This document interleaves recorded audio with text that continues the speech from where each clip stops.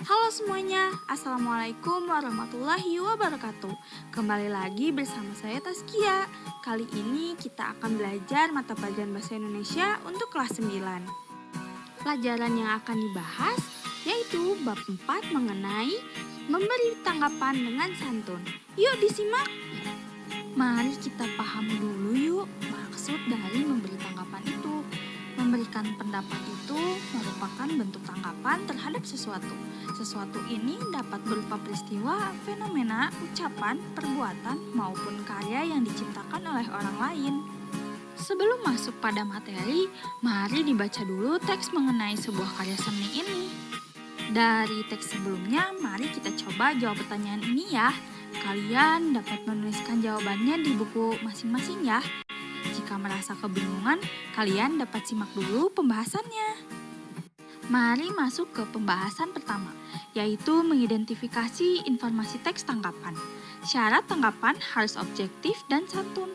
Objektif itu berdasarkan fakta dan kenyataan. Kata santun berarti cara menyampaikan tanggapan itu harus berdampak positif. Meskipun hal yang disampaikan kurang baik, tetapi harus disampaikan dengan cara atau bahasa yang baik.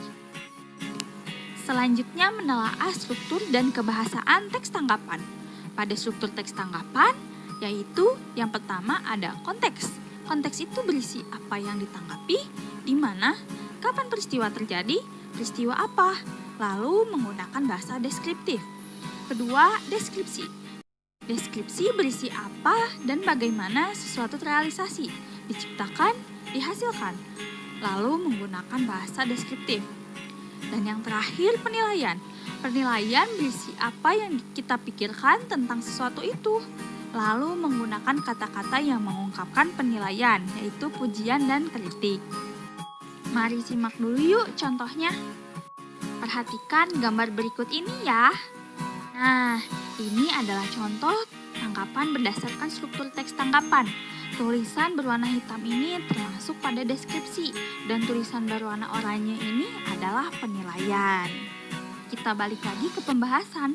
Selanjutnya menanggapi pujian. Pujian membawa perasaan positif yang disebabkan seseorang telah memperhatikan sesuatu karyamu, perbuatanmu, ucapanmu, dirimu yang dianggap memiliki nilai.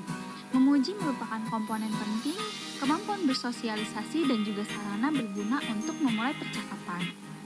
Selanjutnya menerima pujian, sikap apresiatif dan membuat pemberi pujian senang. Jika menerima pujian yang menunjukkan kamu juga mengapresiasi inti pujian yang diberikan, hal tersebut membuat pemberi pujian merasa memuji dengan tepat. Selanjutnya menemukan hal untuk dipuji. Yang pertama, pada dasarnya jujur pada pikiran nurani. Yang kedua, pujilah pada hal yang menjadi kepedulian khusus seseorang akan dirinya, seperti kepribadiannya, hasil kerjanya, atau prestasinya. Yang ketiga, puji orangnya bukan objeknya. Yang keempat, indikator lain yang dapat dijadikan topik pujian adalah apa yang sedang diperjuangkan. Selanjutnya, situasi khusus, misal memuji orang baru dikenal. Hindari pujian yang biasanya dilakukan oleh teman akrab, seperti memuji penampilan fisiknya. Puji yang tampak jelas dibanggakan. Selanjutnya, memuji secara tepat. Yang pertama, tulus, bukan basa-basi. Memandang orang yang dipuji jika memuji secara langsung atau secara khusus. Yang kedua, hormati dan hargai. Hati-hati memuji berdasarkan suku, agama, ras, atau penampilan fisik seseorang. Yang ketiga, waktu. Pastikan lihat konteks peristiwa sebelum memuji seseorang karena ada beberapa pujian yang tidak cocok pada situasi tertentu. Yang terakhir, berikan rasa nyaman. Jangan membicarakan diri sendiri apalagi jika maknanya berlawanan. Mari simak dulu yuk contohnya. Lihatlah percakapan di antara kedua orang ini. Kata terima kasih banyak menunjukkan bahwa kita menanggapi pujian dan menerima pujian secara tepat. Selain itu, kata Revina pandai memilih kacamata yang bagus merupakan memuji secara tepat karena memuji tidak berdasarkan ras, fisik, agama, dan suku.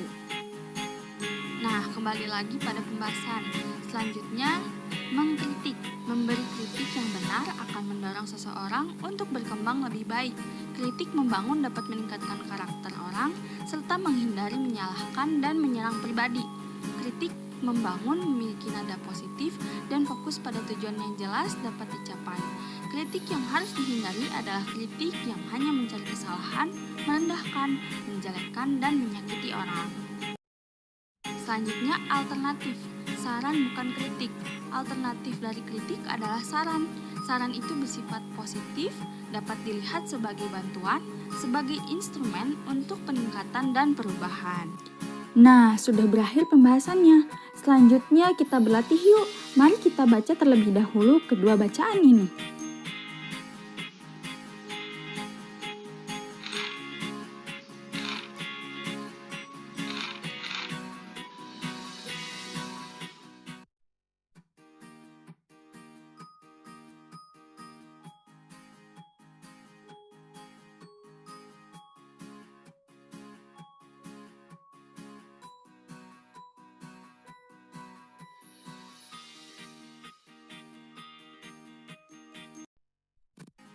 Nah, setelah melihat kedua bacaan tersebut, dapatkah kalian memberi tanggapan?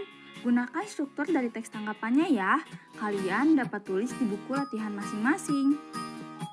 Wah, tidak terasa kita sudah berada pada penghujung materi. Kalian anak-anak hebat. Jangan lupa untuk terus belajar ya.